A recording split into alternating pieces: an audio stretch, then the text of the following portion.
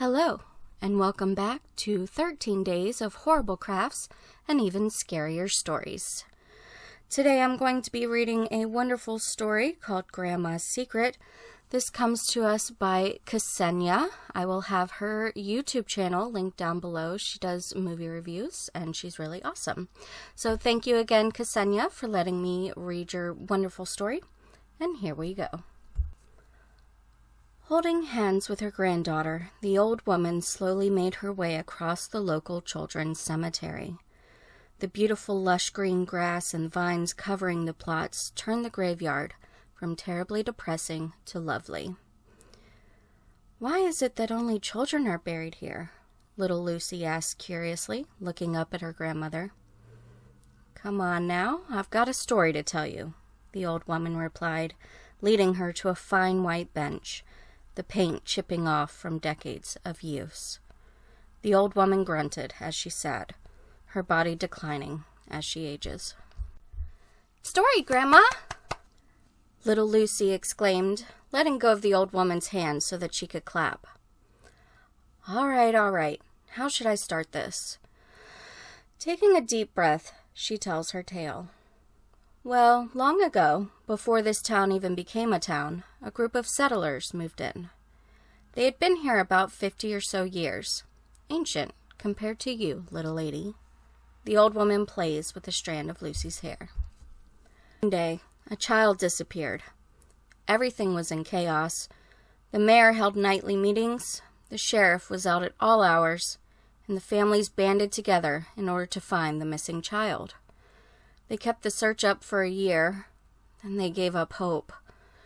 It is hard to keep searching for a child after a year when you know something terrible probably happened to them. "Kid die?" Lucy asks, worried.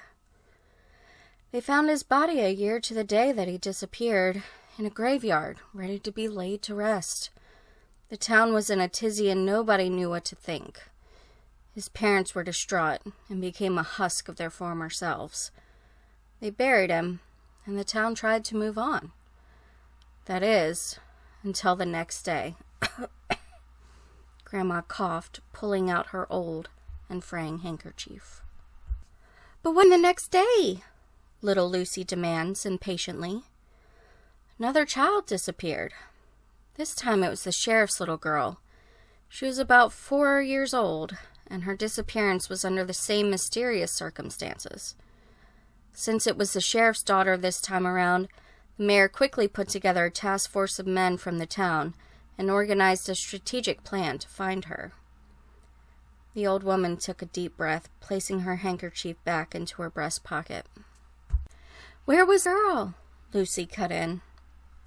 "Found dead in the cemetery a year later, just like the little boy, all dressed up and ready to be properly buried." "Did another little kid disappear?" Lucy quizzed. "Yes, dear. Every year, for over 200 years, a child mysteriously vanished, never to be seen alive again." The old woman hacked, pulling out her handkerchief once more. "Why did this happen, Grandma?" Lucy questioned, staring up into her grandmother's face. Sighing, the old woman answers, "Multiple different reasons, my dear. Some say it was a serial killer, others a ghost, and the most decrepit ones state that the children kill themselves." "What do you think happened?" Little Lucy squeezes her grandmother's hand. "What do I think? I know what's happened, honey," the old woman whispered, standing up. "What happened?"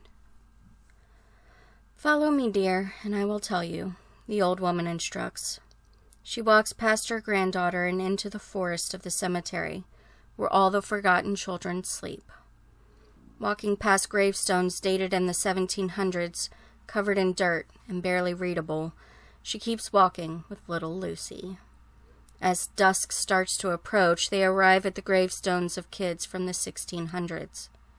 The old woman turns and sits down on one of the gravestones, instructing Lucy to help her lower down, and pats the spot next to her.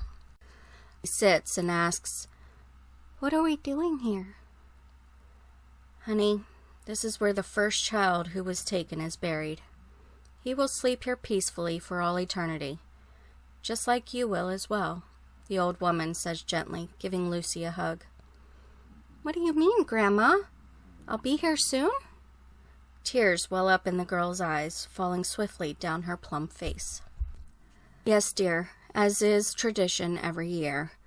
A child of the utmost qualities, such as being good-natured, honest, and obedient, must be given to the forest witch for the town to continue to thrive," the old woman curtly replies, staring off into the distance. Back behind the trees, standing in the distance, is a young-looking woman. Her midnight hair falls to the forest floor. Her eyes sparkle red, and her lush green floral dress hangs off of her body as if it is too big for her.